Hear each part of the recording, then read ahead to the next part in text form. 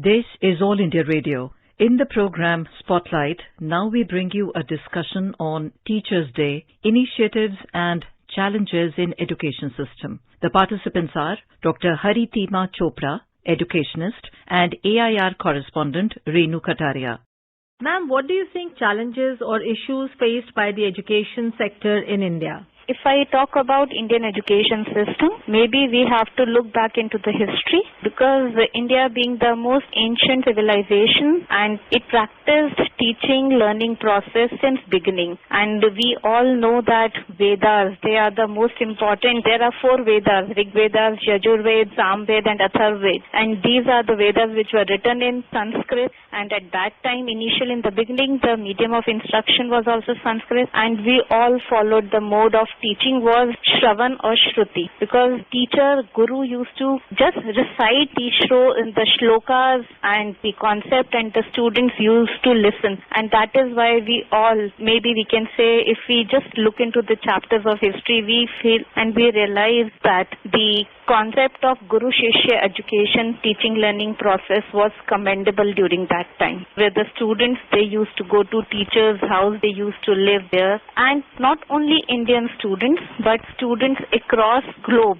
Maybe from different countries, they used to visit our country and take education. And education, it varied from not only providing information or knowledge about languages, but there was education which was provided for in languages, be it mathematics, be it science, be it astrology, anything. India was among the pioneers.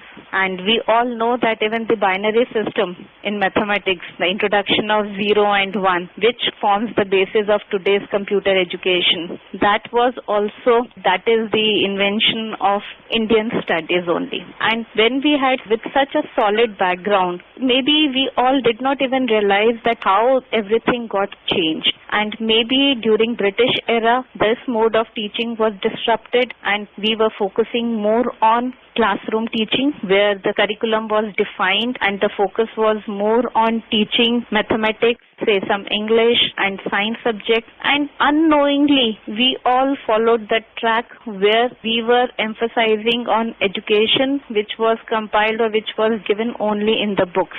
So from the education system, we can say the system which we had inherited when the students, they used to go and study, it was more like a nature walk also, because it was not restricted only to classrooms. But later on, it was more confined to classrooms. And ironically, Indian education system was known as a system of education where the emphasis is laid more on ratification. We say that it was more focusing on exams, competitions, how many marks you have attained. So we never realized that how it changed from one mode to another mode. So this is the journey of Indian education system. Again, we are standing at a junction where we realize, when we introspect, we say that we have lost that rich legacy which we were carrying, and we were just moving away with something which did not belong to us. And at this point, I will say that the introduction of new education policy, the proposals that have been introduced there, maybe it gives us a hope that there are still a chance that we can go back to our roots and we can have another system, because though it is very unlikely that we'll say that we will again go back to Gurukul system, but the essence of Gurukul system, which is indeed unique of Indian education system, is a strong bonding between teacher and student. And even today, that essence still prevails. And with the support of new education policy, I am sure we would be able to cope up with challenges, with the things that would be coming up in our way, kind of environment. And that is why we have very clearly divided them into 2 categories: major population living in the rural area and the population that is residing in the urban area. So the challenges that are being faced by a student of rural area and the student of urban, they are entirely different. I was coming to the same point of challenges faced by rural India, the kids, and the urban area kids. What are the challenges faced by students of rural India, especially during the pandemic when migration from urban areas to rural areas has been vast? if I look at the figures, because every year the education analysis is done, and when we go by the figures, that is the report of ASER 2018, the figures are very lucrative. If we talk about the overall literacy rate of India is 74%. For rural it is 64.7%, whereas in urban it is 79.5%. If I look at these numbers, I feel that there is not much difference between these two figures. There is not much difference in terms of percentage. But when I look at the outcomes, then we feel that here lies the actual difference. Because when you talk about the learning outcomes, what we have observed is that for the students who are studying in the rural area, and we all are aware that in 2010, when fundamental right to education was adopted by India, and after adopting this, we are among the 135 countries who have adopted this as the fundamental right, and we got to know that about 95% of the students who are living in the rural area, they are getting their school elementary education. They are registered. So if I talk about numbers, and this works out to be 95%, it is a very good number. But when we look at the analysis, we do the analysis, we look at the learning outcomes, it is very sad, because what we realize is only 44% of students who are even studying in class 8th, they can solve a basic mathematic problem. It is a small basic arithmetic problem which is expected that a child should be able to solve during his foundation age. So if the student is not able to solve, so it means something is wrong with the structure, with the way we are teaching them. And one of the major thing being is the lack of teachers, lack of infrastructure. Because when we talk about teachers, we need to have teachers who have proper skill, those who have enabled themselves, they are able to interact with the student, but that thing is missing. Or maybe the students who are studying in the school, they have no access to advanced learning tools as well, because they have not even used computers. Again, if I go by these statistics only, we observe that 55.5% of students, they have never used computers. And with this, when we all are grappling with the situation of pandemic, I know that the entire world is grappling with this. And under this situation, if the students, they have no access to IT tools, how would they be able to be given the education system? So this becomes a very important thing. And moreover, because what I feel is the skilled teachers, the number is very less, and therefore the students, they don't get personal attention. So what is happening? There are a group of students who are sitting in a class, teacher is coming, they are talking about basic things, but they are not able to engage those students. And that is why when we start with the percentage of 95%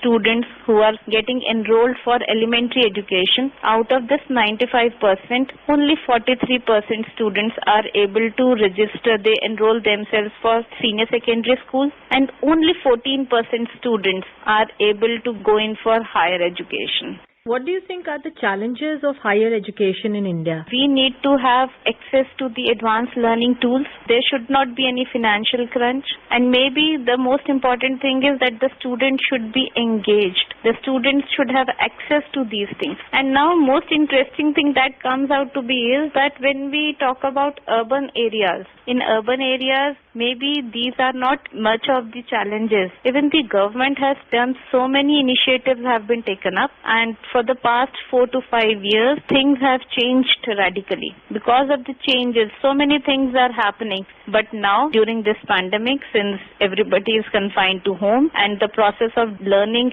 is through the virtual platform only, and therefore now they are learning about different tools, different platforms that are available to them, which came into existence maybe 2 to 3 years back, but the students were not much aware of those things. So maybe the various initiatives that have been taken up by the government, they need to be advertised at the same time. The amount of work that NCERT is doing, the amount of work that other higher education institutions, universities are doing, the way educational channels have been launched, MOOC platform is there, SWAYAM portal is there is ePathshala, where the students, they just have to click at the button and they will have access to the lot of content. Maybe there is no dearth of content, but the students are not aware of this. And when these things are available through digital mode, it means now rural and urban, this discrimination cannot be there. So, ma'am, what do you think are the immediate changes needed in the education system? So many initiatives have been taken up, and with the introduction of new education policy, we say that maybe the thing is that we need to implement this, and for the implementation, maybe there has to be a cohesive participation of all stakeholders. And when we are talking about reforms, challenges, or maybe the reforms that would be happening at the higher education level, the output of higher education level would be good if the input is good, and the input is what we are getting from schools. So whatever challenges we are having we need to reform our basic education system. So we have to start from our roots, from our schools to colleges to the industry. Three of them, they all have to work in a cohesive manner. If we do it, we would be able to sail through these difficult times also.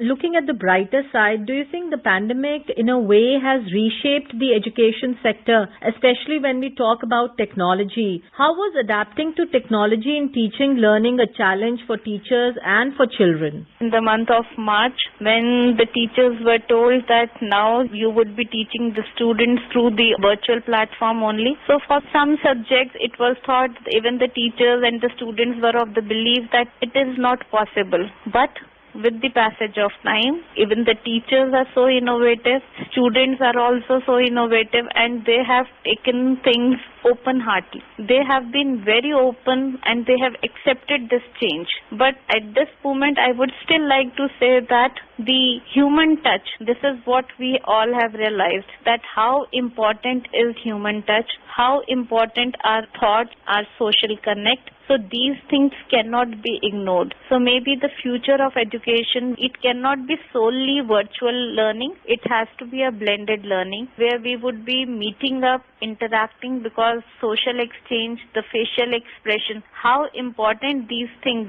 become a channel for the passage of, or we can say for transforming knowledge from one person to another. How important are these things? This we all have realized, and we actually cherish those moments when we all used to sit together. And I feel very happy because today being Teachers' Day, and in the college also, our students, it was to our surprise only, they had organized a get-together for the teachers through the virtual platform, and where they have expressed their gratitude. They say that you all have been our source of inspiration because the way you all have guided us during this pandemic.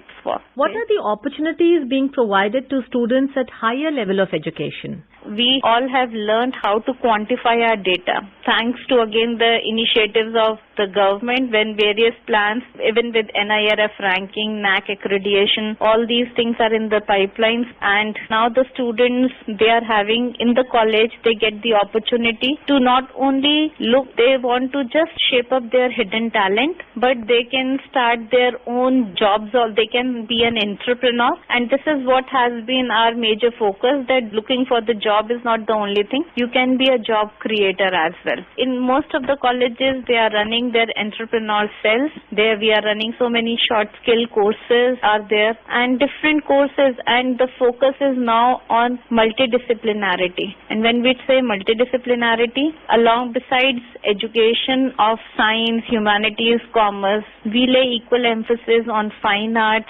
cultural exchange programs. So the student, because we know that music, it can actually heal so many things.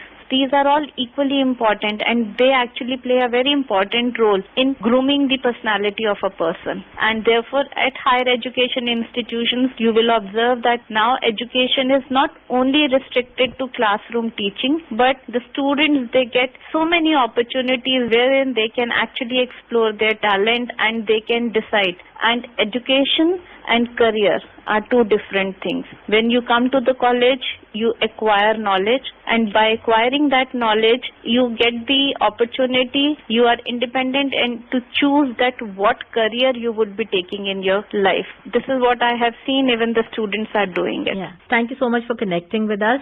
Thank you, Renu. You were listening to a discussion on Teachers' Day, Initiatives and Challenges in Education System. The participants were Dr. Haritima Chopra, Educationist, and AIR correspondent Renu Kataria. This program was produced and presented by the News Services Division of All India Radio. You can listen to it on our mobile app, News on AIR. This program is also available on our website, newsonair.com. You may email your opinion about this program at airnsdtalks@gmail.com.